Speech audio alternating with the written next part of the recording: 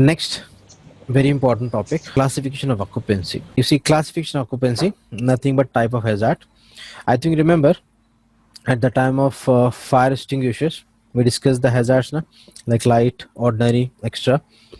But that conditions what we discuss for fire extinguisher. But for sprinkler, the hazard, the same hazard, but the conditions are different. What are those conditions? We'll discuss now. And when we are designing this sprinkler system, whatever sprinkler system, this is going to be the first step in actual practice. In actual practice, first we'll do the building survey. At the time of building survey, we'll examine or we'll extract the info. Building survey, I think most of the people know what is building survey. Building survey is required for different services, not only for firefighting, even for HVAC and electrical also. So in the building survey, we'll read the architectural layout. So first we'll read the architectural layout and we'll extract the information. What information? For fire, the major parameter, the combustibility, the type of combustible metal and the quantity. Must extract the type of combustible material and the quantity. Based on that, we can decide a particular space comes under light hazard or ordinary hazard, group 1, group 2, or extra hazard, etc. And according to that, only in the codes we have option to consider the distance between the sprinkler and the area coverage per sprinkler. I think you remember the tables, table A, B, and C for light hazard, ordinary, extra. The 225 square feet area coverage for light hazard, and distance between the sprinkler 15 feet for ordinary hazard, 130 square feet, etc. We'll use this, don't worry, again in the calculation. So in order to decide that which table to use or the area coverage per sprinkler and the distance between the sprinklers, you must first find the type of hazard for that particular space. Okay, so what are those different hazards you'll find in the notes? First is a light hazard, second is a ordinary group 1, then ordinary group 2, then extra hazard. In extra hazard also you'll find group 1, group 2, etc. But for building safety, for commercial and residential projects, you'll find light hazard or ordinary group 1 and group 2. Extra hazard generally for industrial site, for warehouse, for process control, etc. Okay, and you'll find special hazard also, like for petroleum or for high flammable liquids, etc. Okay, so first let me explain what is light hazard. So you can find on screen, and this theory directly copy and paste from NFPA 13. So let me read. Light hazard occupancy shall be defined as occupancies or portion of other occupancies. Means the complete floor can be light hazard or only the space. This, now the technical points start from here, where, let me underline this. You see, where the quantity and combustibility of content, you see the reference point here is low, and the fire with relatively low rate of heat release are expected.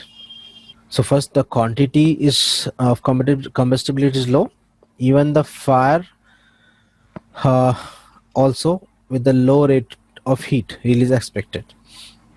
And if you find this condition, that space or that floor we can consider as a light hazard. Example, you see the list of applications given. For example, you see office, residential, but don't think that all the time all this application comes under light hazard. No, this is only for information.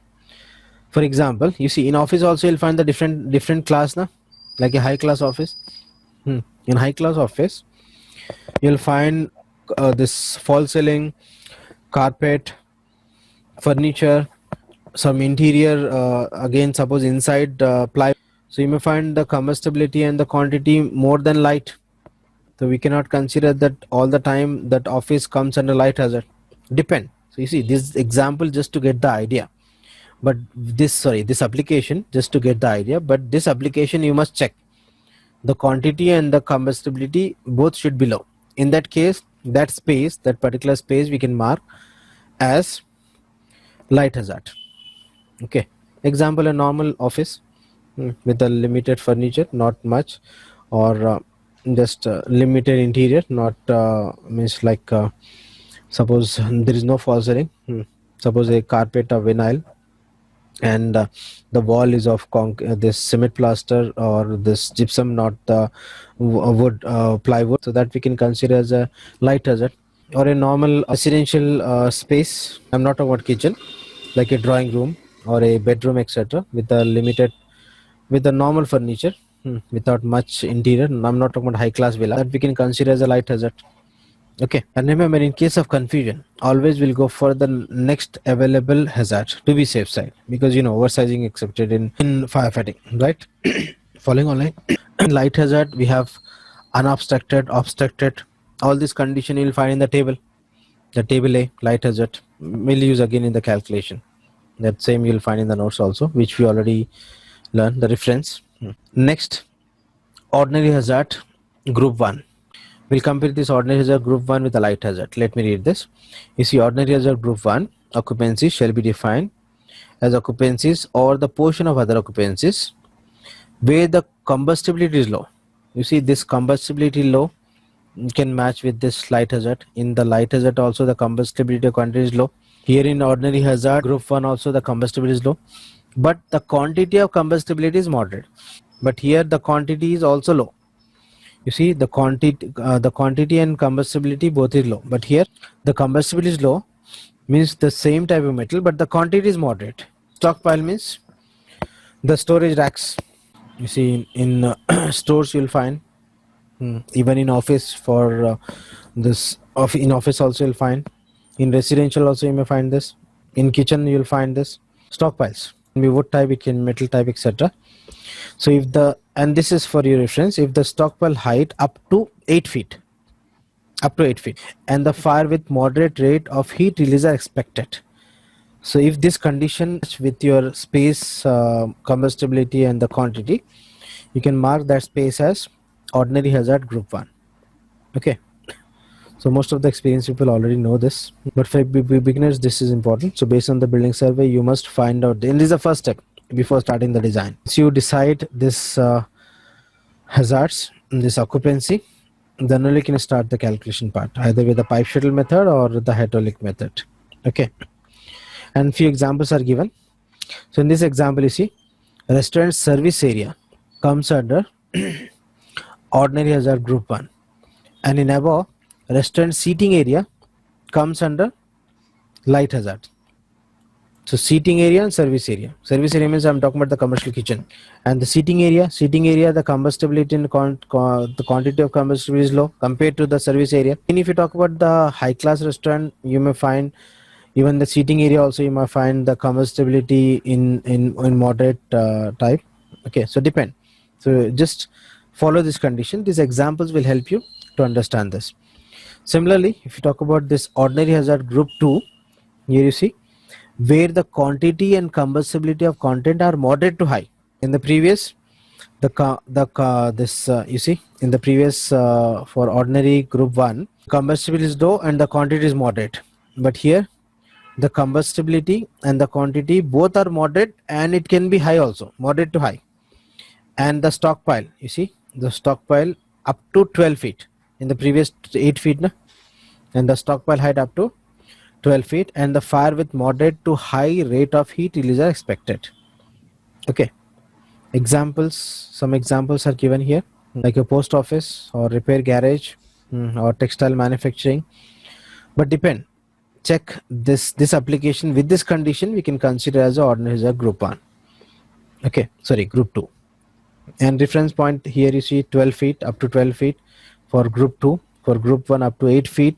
Quantity, this combustibility and the quantity information also given. So considering all this, you can define either a particular space comes under light hazard or ordinary hazard group 1, group 2, etc. Okay, so extra hazard also given, just you go through this.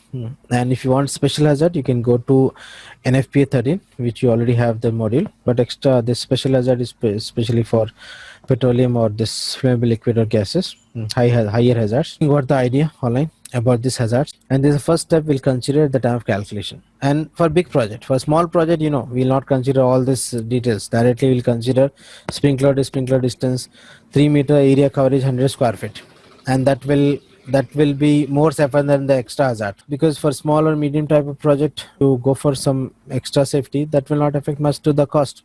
Instead of this, some number of sprinklers will increase and some pipeline will increase. That will not affect much to the to the initial cost. But for high-rise building, for big project, consider all this so that you can reduce the initial cost of the project, because per floor if you save say 5 to 10% into number of floors.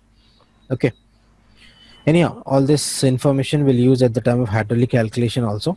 So based on the hazards, we have this hydraulic area. And what is hydraulic area? I'll show you the time of hydraulic method, like 1500 or 2500 for light and ordinary, etc. Okay, so this is about this hazard. Now with this we are ready to start the calculation part. So if you talk about sprinkler calculation or sprinkler designing, we have two methods. One is a pipe shuttle method and second is a hydraulic method. But before starting this, anything to discuss online? Anyhow, today I'll give you idea only. We'll not start the calculation. Calculation start tomorrow. Yes, anything to discuss? So what is stockpiles? You see, these are stockpiles. Here one example. These are wood type stockpiles. Next. Feet means room height should be more, correct? 12 feet they said ordinary hazard do not exceed 12 feet means room height should be 3.7, and in case of ordinary hazard group 1 room height should be 2.4 meter. Definitely, because you see, generally this 8 feet up to 8 feet means for like residential or for offices, but for above 8 feet like a warehouse, you'll find enough height. Next. So now if you talk about the methods, first is a pipe shuttle method, second is a hydraulic method. So we have some conditions to follow when to use the pipe shuttle method, when to use this hydraulic method. I'll give you idea today. Pipe shuttle method we are using if the total area of the project less than 5,000 square feet and above 5,000 square feet, hydraulic method is applicable. Or in case of existing project, in the existing project even above 5,000 square feet we can use pipe shuttle method. But again we have a residual pressure condition that also you'll find in the notes. So some conditions and some points I'll give you in the next session, and then we'll start the calculation. First pipe shuttle method, I'll give you the steps, then with one example we'll complete the calculation. Then hydraulic method, again the basic of hydraulic calculation, then with the example. Then after completing this we'll move to the manual manual node calculation, nothing but hydraulic calculation, same using EliteFight software. Okay, so done for today online. Sir, yes please. This hospital is also come under light hazard. You see, hospital means you cannot say complete hospital. Again, in hospital you find the different department, different spaces. You can consider based on the space type. So, like HVAC, we have separate hospital design.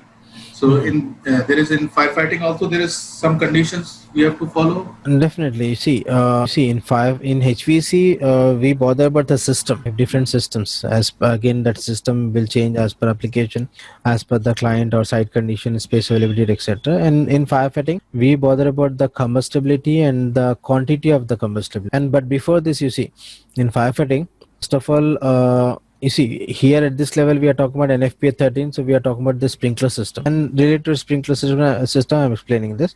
But in firefighting system, at the initial stage only, and when we are preparing the concept drawing or the initial report, in that you must mention that what type of system is applicable for your project. For that we'll follow IBC chapter 3 and chapter 9, but that I'll show you after completing sprinkler system. Actually there is initially it's required, but then why I'm going to show after sprinkler system, because many beginners don't know the system. So initially if I explain that the chapter 3 and chapter 9 and how to select the system without knowing any system, it will be difficult. So that's the reason I used to cover that IBC part after completing this sprinkler system. So initially when you get the project based on this IBC, for example, it can be NFPA 101 or your local codes. So based on the type of building, you must decide whether the sprinkler system is applicable or not, whether the standpipe system is applicable or not, or what are the different type of system firefighting system is applicable, and what are the type of system applicable will update in that initial report in the concept drawing. Then after getting the approval, we'll work on that. One major or the important system is water-based sprinkler system, what we are learning. Okay.